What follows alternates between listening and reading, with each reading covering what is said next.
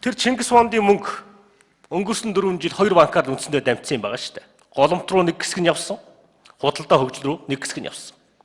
Чингис хааны чинь ханшийн зөрүүнээс Монгол улс 1.2 их найдын алдагдал хүлээж явж байгаа. Тэгэхээр ховчлол болгон сайн гэж ярьдаг.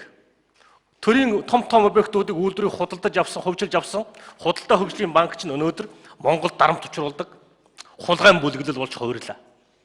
Энэ болгоноо бид системтэй зэгцэлж авахгүй бол Монгол улс өөдөө гарахгүй, нар үзэхгүй болчихлоо. Оюу толгой чинь бидэнд өөрөө үйлдвэрлэдэг л компани болж хувирлаа. Тэгэхээр энэ засгийн газар 65-ын бүлгийг бид дөрвтэй ажиллаач. Зүгээр л нэг байдаг стандарт маягийн төсөв оруулж ирээд Монголыг аврах ямар ч боломжгүй.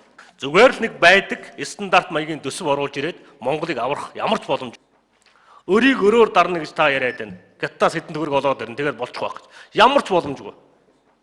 Өрийг өрөөр дарна гэж та яриад байна. Гаттаас хэдэн төгрөг олоод ирнэ. Тэгээд болчих واخ гэж. Ямар ч боломжгүй.